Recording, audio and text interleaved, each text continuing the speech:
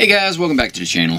So for this video, I wanted to kind of go over some wiring techniques and some basic ideas as far as the controller layout, the way that I do it, have a little bit more of a visual. I do get asked a lot about wiring schematics, wiring layouts, how do you run this, how do you run that, how do you connect this. I'm hoping to kind of address a lot of that in this video.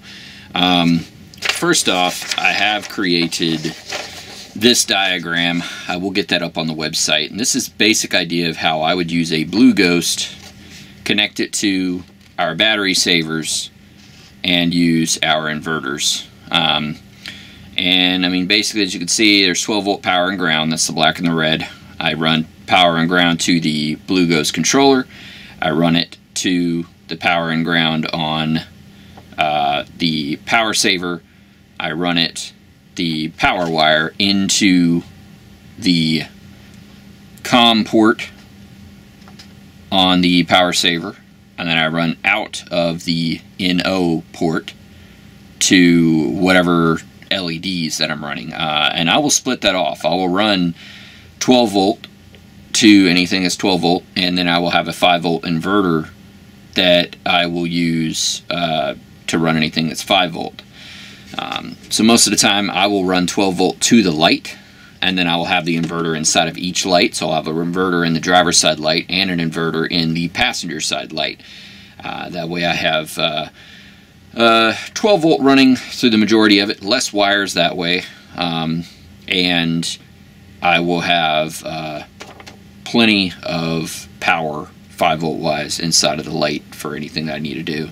It also creates less bulk. These are pretty easy to hide inside the light, so the controllers can be a little bit less bulky.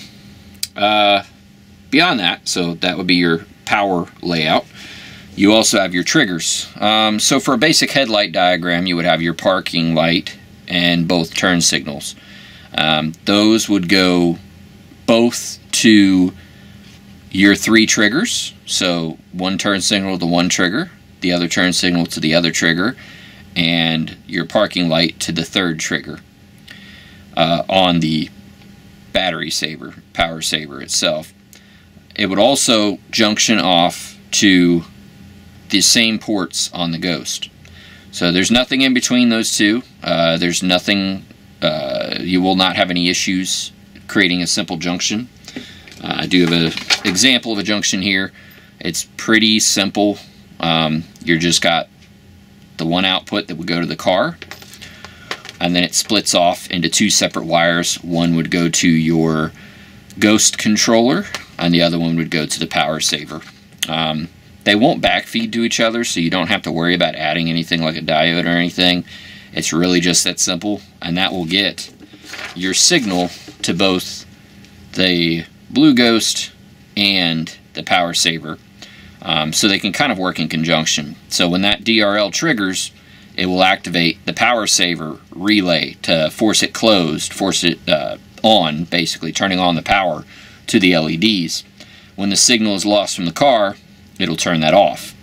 Now, if any one of the 3 signals is active, this will be active. So turn signal, either one, or your DRL will activate the relay. There's also a timer on the relay. So in the case of your DRL shutdown, if you had an instant, if you just have a normal relay that you use for this, you will not get the shutdown sequence, as well as your turn signals will not be sequential, because turn signals are generally on, off, on, off, on, off. If you have a normal relay style, that means that it will be on, off, on, off. So if you think about it, that would mean that you're killing the power to your LEDs. Well, your LEDs cannot function without power. So in the middle of a sequential turn mode, you get the signal on, it turns off. The Ghost tells the LEDs to flow. It's telling the LEDs to flow even while the turn signal is in the off state. So on, off, but the Ghost is translating that into a pattern. So in a normal relay function, you will not see that pattern. And that's why the relay is a little bit special. I've used the term before, a souped up relay. It's a little bit special in that it has a timer built into it, so that it does ensure that that on, off does not kill the power to your LEDs in that same time pattern. So it won't click, click, click, click, click, click. It will stay on for 15 seconds after. So let's say you have a car that doesn't have a DRL, but you have the turn signal. It will turn the turn signal on. It will leave it on for 15 seconds until after the signal is lost. So if you think about it, every time it clicks, clicks, clicks, that restarts that 15-second timer. So flash, flash, flash, flash. When the last flash stops, the 15-second timer starts. Now, most cars, your DRLs were going to be on at that point anyways. If your DRL is on, then it will override the turn signal. So they all run independently of each other. They will not backfeed each other. They will not, you know, interfere with each other in any way.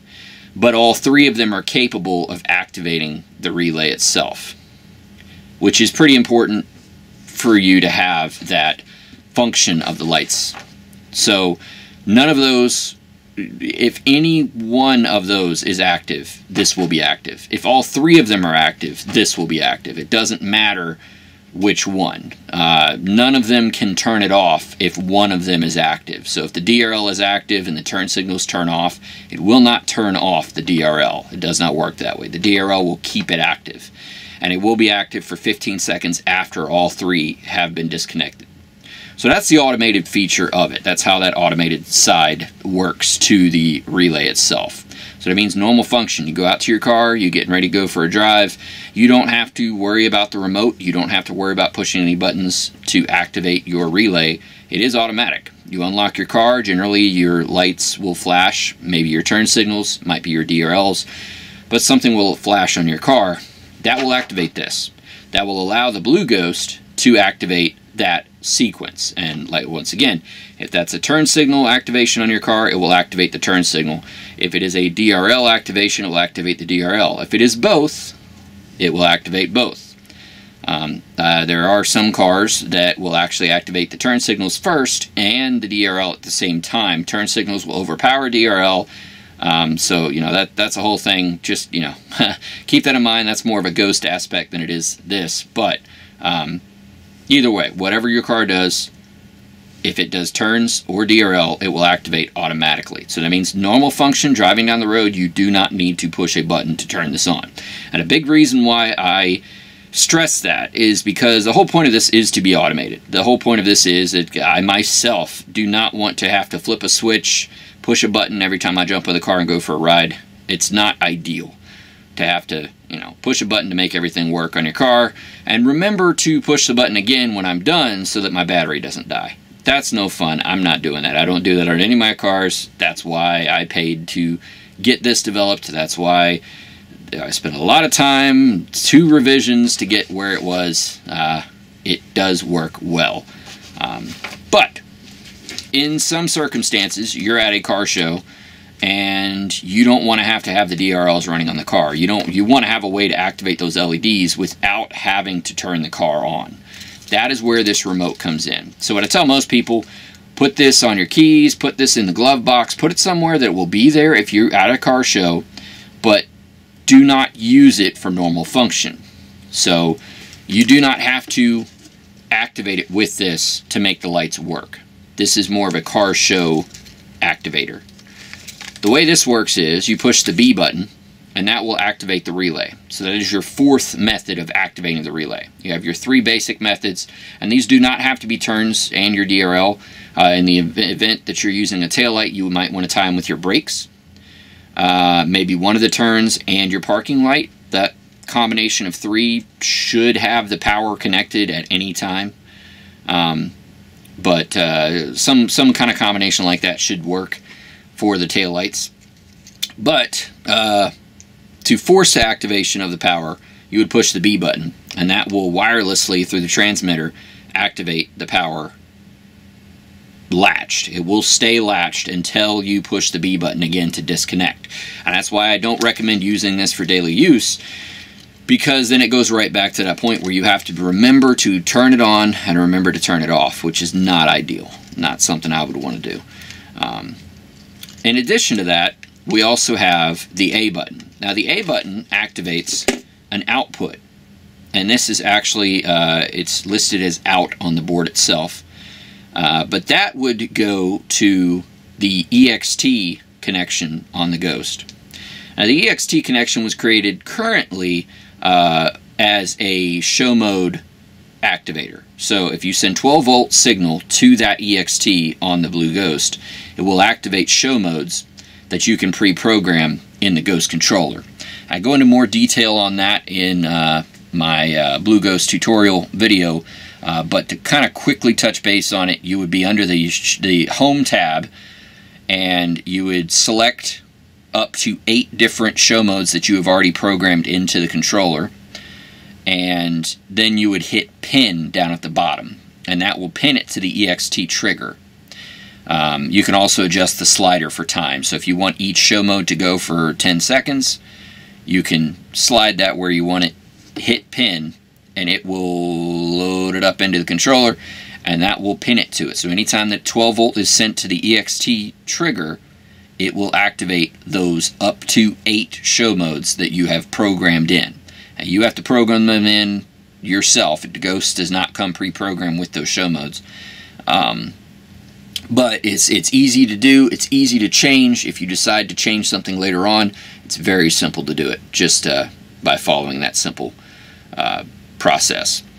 So that gives you an idea of the actual layout for this. You know, once again, 12 volt power, I'm splitting that off. I'm creating the junction, if you will, like that, where I've got 12 volt power coming from the battery, and that goes to the power saver. That also goes to the Ghost, and it also goes to the COM port on the battery saver. This is not connected, so the power that goes in here to power the functions, the RF and all that within the power saver, does not connect to the COM port. So you do have to run both the COM port and the power going into the power saver, and then just the one set of power on the light. Now if you have a plus, you do have to run the power separately to the plus as well. And I like to run 12 volt to the Ghost. I don't really see a benefit to running 5 volt, and 12 volt's just easier to get because I like to put my inverters after the power saver. That way I have 12 volt and 5 volt inside the light. But you know, obviously if you want to run 5 volt you can, but keep in mind your switches have to be 12 volt. So if you are running a plus, you do want to run 12 volt. Now, one little change: if you do run a plus, you can use a plus to activate the relay using one wire instead of having to use your park your turns. What you can do is you can actually run from one of these switches on the plus, and you can run that up to any one of these 3 triggers. Doesn't matter which one, any one of them. And what that will do is you can go inside the app on the lightning bolt tab, and you can click change it to triggered. So you'll see where it says I think it says like static or something like that to begin with. You click on that bar and you choose triggered, and then you can choose which devices will trigger it. I would select all of them, and that would mean that anytime that you go in and start the car, anytime that any one of these triggers on the Ghost is activated, it will turn on the relay. In addition, anytime that you go in the app and you try to turn on a show mode, it will activate the relay. And you can still run that EXT wire over here, and that would mean that just pushing the A button will activate that switch that will activate the relay. So the plus is definitely got its benefits in that sense.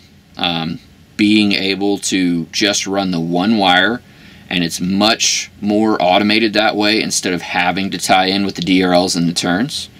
But in the event that you like to use the lights, I do myself, this works very well. So the plus does take it up a notch. It also is more money, but if you're going with the plus already, you're only using 1 or 2 switches and you got another one free, I would definitely use that over this method, assuming that you are getting the plus. So I do have a controller here that I have recently put together to give you an idea of like how I do it. Now this is with the extensions. As of the creation of this video, we are still doing the 3D printed boxes. Molds are being created to get these created in ABS plastic. So they will be a little bit more sturdy here in the near future, but as of right now they are still 3D printed. And there it is. So you can see it's just kind of sandwiched in there. And the way I usually do this, I will actually pull the ghost board out and I'll start wiring everything up to where I want it, and then I will slide it through. I drill a hole. Obviously, before you drill any holes, make sure you remove the actual ghost board. But you know, remove all the components out of the ghost box. Drill a hole in the side, and I use one of my cable glands. I use the 11mm. And I will use that, glue it in place so that it doesn't leak when I pot it. And I will run all my wires out the side that way. And then I will, of course, wire everything up. Now, I do only use the data outs. So that is something you see on this diagram here. You have the 2 data outs at the top. I do not run power through the Ghost. There's no point in running power through the Ghost. It can take a lot of power and it doesn't have any issues, but there's no actual benefit to running it through the Ghost. If anything, it's safer to not run it through the Ghost. You probably won't have a problem. If you run the power through the Ghost, you probably will not have an issue.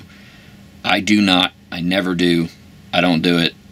There's no point in doing it. There's no benefit to doing it. So for me, I don't do it that way. If you're using a power saver, if you're running this stuff, even if I make, I do sell the controllers on the site that are potted. They do not have the power saver in them, the cheaper version. I still do not run the power through the Ghost. I will run that power separately. The power will come in, and just imagine this isn't here. I'll have my main power that goes to the inverter and then out of the inverter into the JSTs, assuming you get the 5-volt version. I do not run it through the Ghost itself. So you'll see that there. I got the datas coming right out, and those datas will go into long 3-pin wiring that I run out to the light. I do have my 14 gauge main power wire that I run in, so it runs 14 gauge into the box, and then that I get a junction here where I connect many different things. So like in one example here, you can see I've got it connected to the Ghost. I've also got it connected to the power saver. I also have a 14 gauge wire coming back up to go into the COM port on the power saver as well. I like to keep 14 gauge until I split off to each light. It's short wire, it's cheap insurance, that's just how I like to do it. In addition to that, I do have my 2 turn signals that come in, and they do have a junction in there. It's a little hard to see, but they are junctioned off inside there, where I have one junction going to the Ghost, and the other ones come up here to the power saver. I did the same thing on the DRL wire, which I use white in that case, so the turn signals are yellow for both sides, and the DRL is white, and I run that through. And in addition, you can see I got like a little bit of a, oh, I don't know, what is that, like purplish color there that I run from the EXT to the EXT here. So from the output on the power saver to the EXT on the Ghost. And that's basically it. It's honestly not quite as crazy as it looks. I do, of course, also have the coming out of the NO port on the power saver. That power goes to the power that runs to the LEDs. So the ground is junctioned in there as well. So my grounds come in and they junction off and they go to the power saver, they go to the Ghost, they go to the LEDs, and that's all junctioned together. The switch is on the power, is where I put that. So that goes right back out, goes into the LEDs, and then all I do, I don't even screw it in because it will hold itself separated because you have all those wires in between. So I just slide it on just like that. I will use the long screws that are included to secure the box in place. I will tape off the holes on the Blueghozt box. I like to use a metallic tape. So this is the kind of tape that I use. I do believe I have a link to this on my Amazon account, so you can check that out yourself if you like. I find that it's less likely to leak than like electrical tape. For whatever reason, it just keeps a better seal. So I'll just cut 2 little pieces off to put over the holes.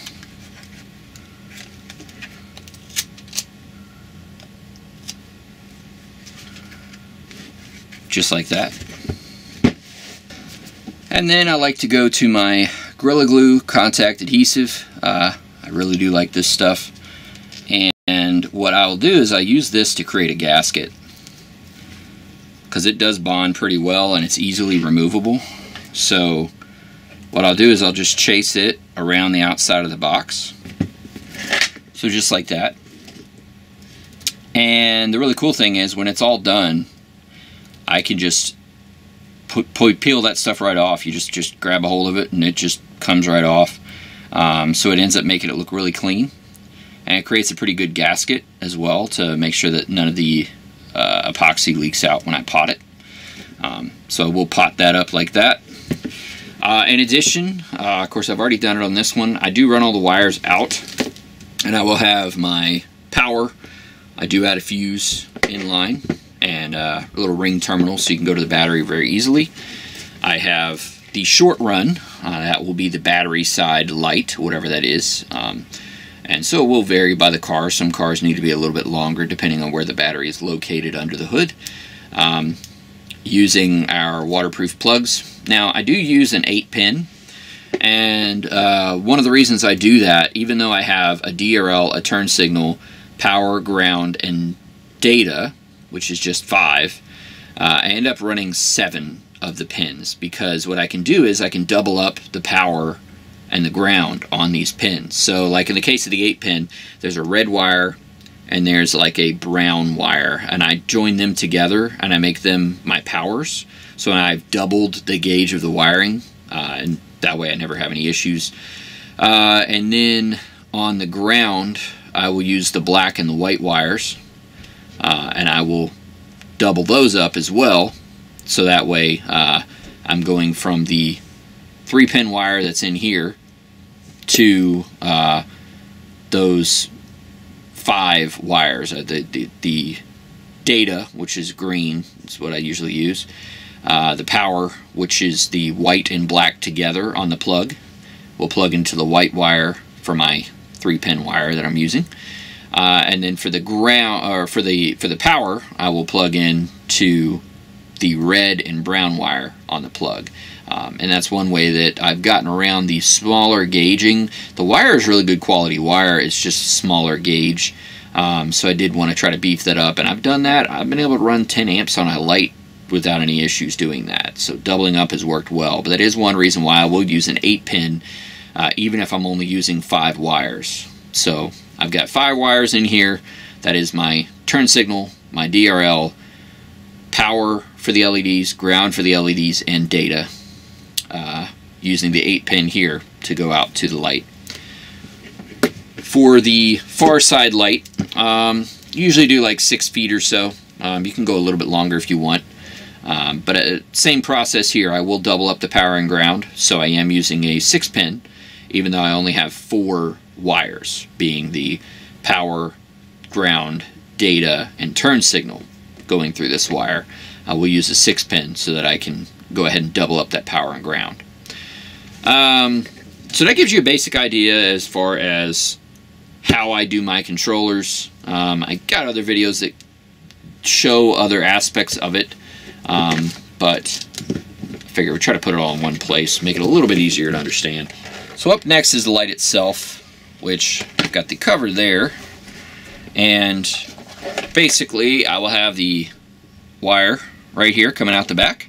Sometimes I'll use cable glands, but if there is already like some kind of a wire routing system within the light and I can tap into that, I usually will and shove the wires out through that. But if there is not, there's a lot of lights that I do that do not have wire routing management built in. I will just add a cable gland somewhere on the back of the light. From there, I will end up running into the light, and you can see in the case of this one, I got the power and ground come in. There is a inverter down in the side here, and that will convert it over to 5 volt. So in the case of this light, my demon eye is 5 volt. The rest of the light is actually 12. So I'm running one inverter to convert over to my demon eye. The data line comes in, goes up to the demon eye, comes out of the demon eye, and it goes back down into this plug, which will go to the front of the light. So one thing to think about the way that these are laid out for addressable: you have power and ground and you have data. Think of them separately. They do not have to go together. You do not have to run them all together. The important part is that anything that's 5 volts gets 5 volts, and anything that's 12 volts gets 12 volts. As long as you do that, your data will just run like normal. So some people will ask about splitting data. Now, in some cases, I will split data. It depends on the situation. If you need independent control of devices within a light, you do not want to split your data, because you will lose independent control on that light. But if you're doing something like a charger with the bars on the top and the bottom, and you're not using a Blueghozt, maybe you're going with the control of our simple control of the turn signals and DRLs, that would make more sense to split, because then you can force it to start at one point and flow around the light without having to program it using something like the Blueghozt. But if I was using a Blueghozt on a charger, I still wouldn't split them. I would keep them independent, and that way I have more control within the app. So it depends on what you're doing light-wise and how you're running it. 5 mil is a great example, and hopefully I get another 5 mil build coming up at some point, and I could do a much more detailed video of that. But in 5 mil, in some cases, your problem is sections. And you've only got 10 sections, so you have to divide them evenly. You have to figure out how to make all of the LEDs work in the 10 sections without losing control of the light itself. You want it to flow uniformly. You have to plan that out. So there's a little bit more involved with the 5 mil to pre-plan before you start building the light, to figure out how you want your data to flow within the light and how you're going to separate your sections of the light when you're creating it. So a little bit more involved with them. I'm sure I'll be able to get a more in-depth video here at some point of the 5 mil. But as far as this one goes, it's pretty straightforward. I have just a demon eye on the back side here. I do have the inverter down inside the light. I have a JST. Now this is about the only time that I prefer to use JSTs. Otherwise I like to go waterproof externally. But inside I do use JSTs. They are quick, they're easy, they're good connections, and as long as you're not dealing with any water, they work great. So I do have it coming in. Power and ground comes in. It splits off. So this is a 12 volt power and ground here, along with the data. The data first goes into the demon eye. The power goes into the power inverter. The inverter sends 5 volt to the demon eye. The 12 volt, as well as the data out from the demon eye, come down and go into this wire. And you can get a little bit fancy and try to, tuck the wires a little bit if you can. I just zip tied them together. It's out of the way. It's going to work fine for my situation. I do also run any signal wires that I need to outside of the lights. In this case, this is a really good light for it because all the signal wires are part of the light. Some lights they're not, some lights they're plugs. It kind of varies depending on what your build is. But in this one, it's not too bad, so I ended up running the turn signal and in the case of the driver's side light, the DRL as well, back out through that plug. So I was able to tie it all in together. It's going to make it a lot more plug and play for the customer in the end.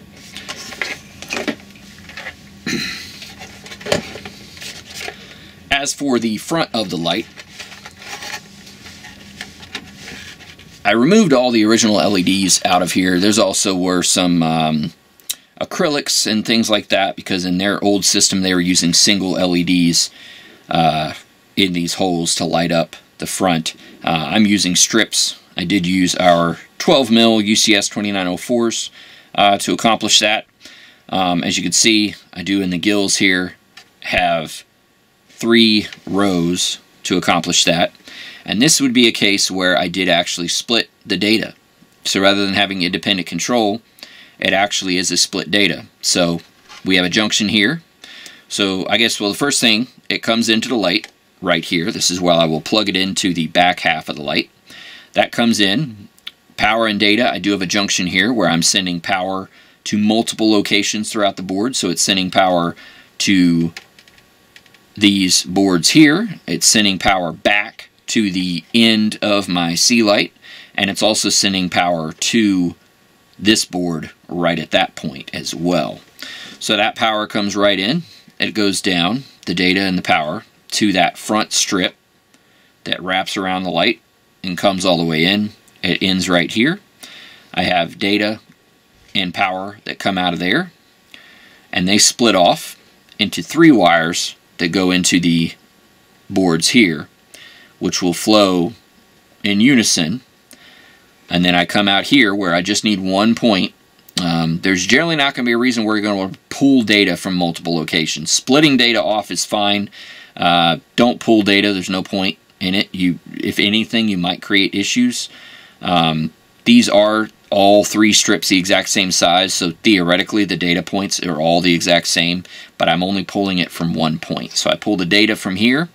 I have it run up through here where I have replaced the little side marker light with one of our 12mm little 3 LED sections. And in the end, it lights up everything really well with that structure. But as you can see, it's really simple. The only thing that you might have to consider is in the event that you need to come back out of the light to go to a different light, say that you have a fog light or you have side mirrors or something like that, you will need to run your data out from the last LED back out. And that would be a good case where if I was doing that, I would use a 4-pin JST instead of the 3-pin, and that way I can have my data in, my power, my ground, and data out. But in this case, I do not have that. I'm not going to be running any exterior lighting in addition to these lights, so I'm not going to worry about it. But that gives you an idea electrically how I would run this particular light. Now, it all depends on what light you're running. Some little aspects will change, but the basics are the same. Junctions are perfectly fine when you're talking about power and ground. The big thing is, remember, 5 volt goes to 5 volt, 12 volt goes to 12 volt. If it's a 12 volt LED, it needs 12 volts. If it's a 5 volt LED, it needs 5 volts. And you must make sure that you are not feeding 5 volt along with 12 volts. So, best example would be outputs. Let's say that I was coming out of this and I wanted to go into something else that is a 5 volt. I will pull my data from here, but I will not pull my power from here, because this is 12 volt power. If that 12 volt power comes into contact with that 5 volt LED, you're going to overheat it, and eventually it's probably going to burn out. So you got to make sure that you don't do that. Probably the bigger issue will be if the 5 volt inverter is fed 12 volts on the 5 volt side, you're probably going to fry that inverter. That'll probably happen faster than you do the LEDs. So very important that you just keep in mind 5 volt goes to 5 volt, 12 volt goes to 12 volt, data goes to everything, and pre-plan your layout to figure out in what order do you want to run everything, when can you create a junction like I did here, when is it beneficial to, when should you not, and that all just kind of depends. On the charger, it's a little bit different. There might be a circumstance where you want it going this way and flowing in a circular motion. It's possible. I don't think most people will. That's probably not the normal way that most people will have their lights going, but it's a very simple switch in the app to change that. In the case of this one, I just decided that it was easier to run all 3 in parallel. I can't think of a single time where anybody's ever going to want to run 3 individually back and forth. So rather than creating a matrix in the app, which you can do, I just decided to go ahead and split them off and do it that way. So a lot of this is just deciding what is best for your application and what you think is going to be the best to work with. And a lot of this is going to be doing things that you end up saying, I can't believe I did that. I should have done it this way. You learn. And that's, you know, I think we're all learning. I'm still learning. I still do stuff. And I'm like, you know what, next time I'm going to do it this way. Yeah, next time I'm going to do it that way. So that's a large part of it. But the big thing, the big important stuff, like I said, is just power and ground. Making sure that it goes to the right locations. Making sure that 5 volt goes to 5 volt, 12 volt goes to 12 volt. Think of it like a junction. You can create as many junctions as you want. This is a 1 to 2. You can create a 1 to 20. It does not matter. And in the case with addressable, the more the better. You got to think that if I was running all of my power through this first LED and no other power injection, that means that all of my power is going through this first LED. You're just creating extra heat, extra potential for wear, extra potential for problems, because you're pulling all that power through all of that. Power is going to go through the path of least resistance.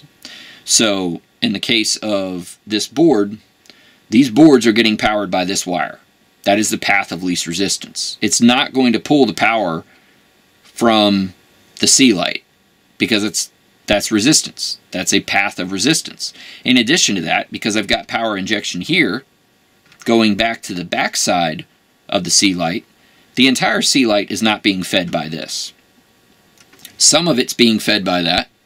Some of it's being fed by my junction, because that is backfeeding here.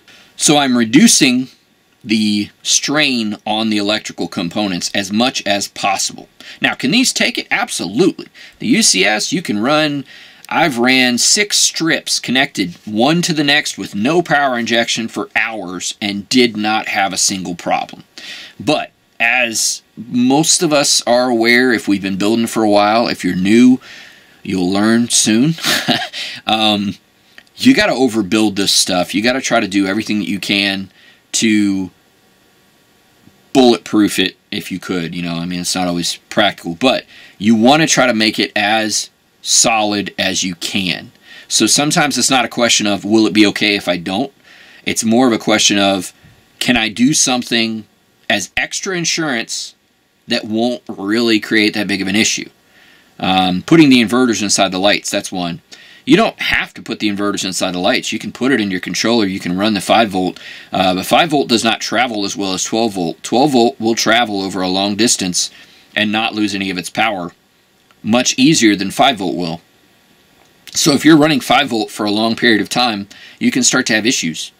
So I find that putting the inverter inside the light, while not necessary, it is good insurance. It protects my lights from that potential of a voltage drop or that potential of overheating wires or something like that if I don't do the math. I don't think most of us go through, count the number of LEDs, and figure out what gauge wiring we need based upon the size of the LEDs that we put inside.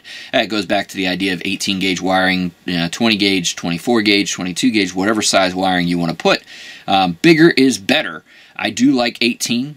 I could go bigger. I could go even more, but that's where it comes down to just deciding what is best for you and your situation, your application. 18 gauge is easy enough to get a hold of. It does cost more than 20. It costs more than 24, 22, but it's easy to get a hold of. Now, 3-pin wiring that's bigger than 18 gauge is a little harder to find. It's more expensive, and it's really hard to solder onto these boards.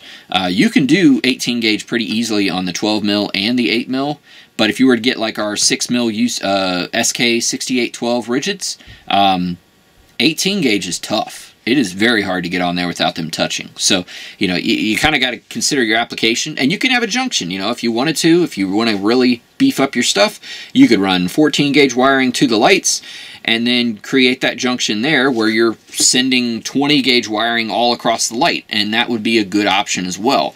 It's just, you know, everything that you can do that is reasonable to take it up a notch in reliability and beefiness and the way that it's built is worth doing.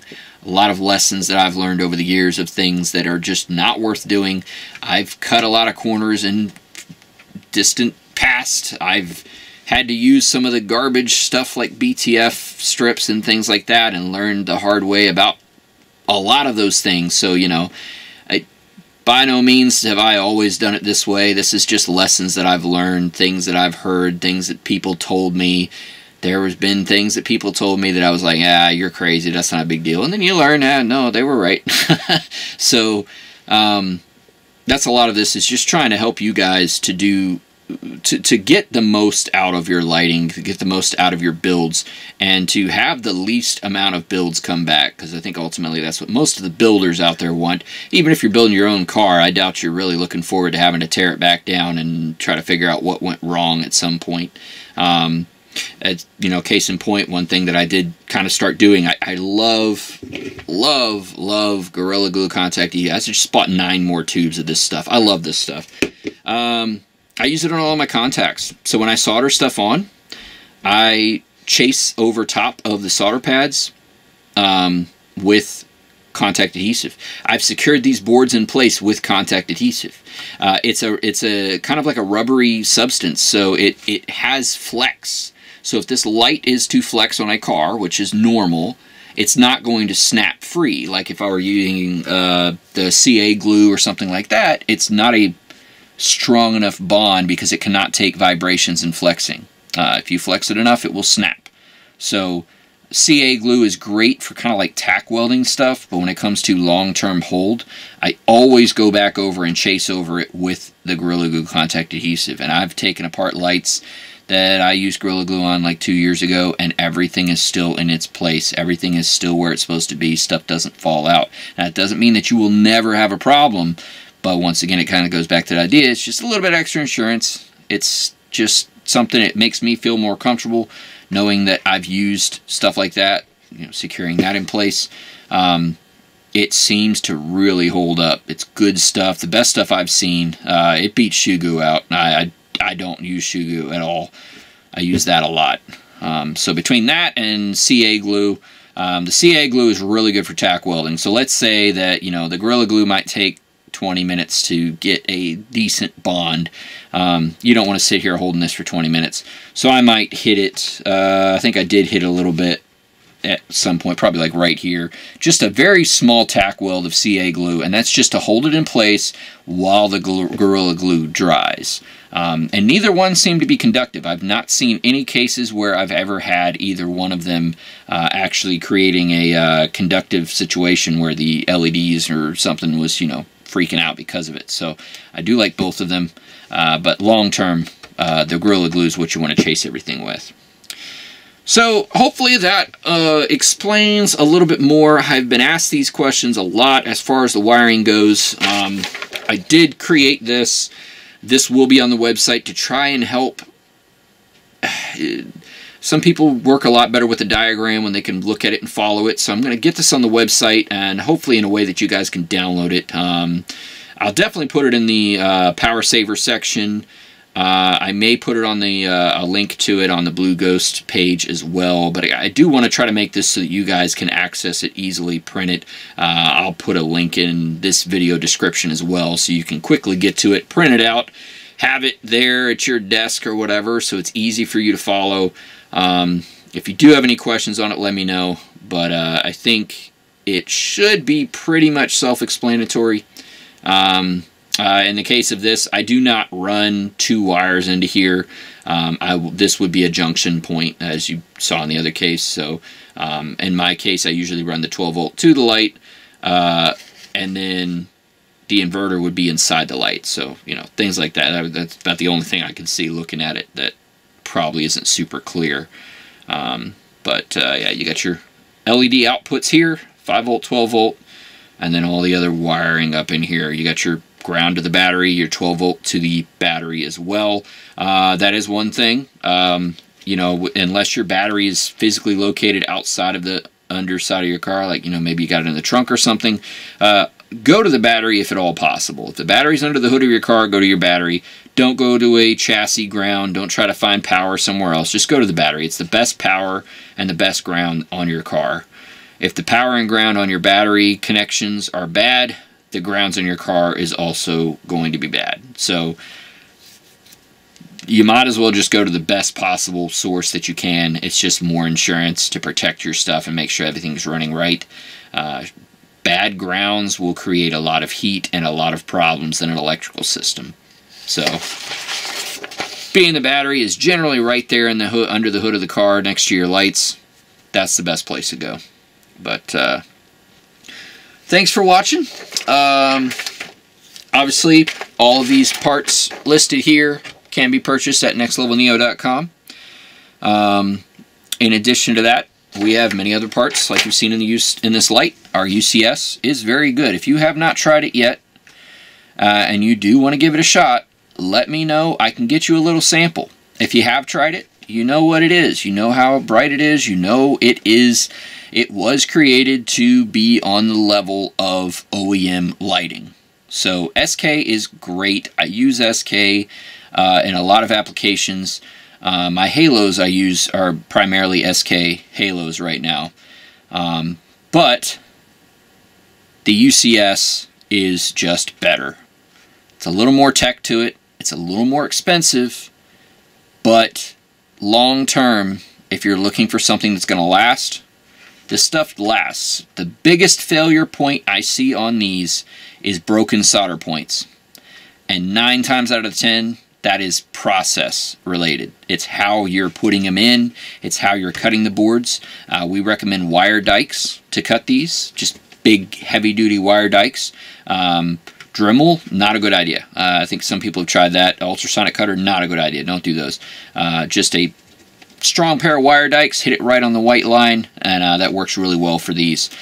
Do make sure that you leave enough room for you to solder. If you cheat a little bit to one side or the other, you're going to cut yourself a little bit short on the solder pads. And the solder pads, being that the boards are rigid, the solder pads are the weak point. If it was a flexible board, that wouldn't be the case. Flexible board, the boards would give and everything else would give. It wouldn't be a big deal. But because of the heat created by the UCS, we do have to use a rigid board. It also enables us to put all of these components on the back side, whereas if it was on a flexible strip, it has to be on the front side. You cannot reverse mount parts on a flexible strip. That's not how they work. So, we do have to go rigid with the UCS, unfortunately. But, the big thing on that is just those solder pads. As long as you get the solder pads good, and this is another reason why I like to chase over it with the glue, because it does help hold everything in place, you should be fine. If you do have UCS going out, 99 times out of 100, it's going to be a broken solder point somewhere, and it's probably going to be related to the light flexing. So, just something to keep in mind. Thanks for watching the video, guys. Once again, check out the website. Make sure you subscribe to the channel so you don't miss any future videos. And hope this video kind of helped explain a little bit more about wiring techniques, or at least the processes that I've learned that I use. And hopefully to make it a little bit easier on you. Thanks.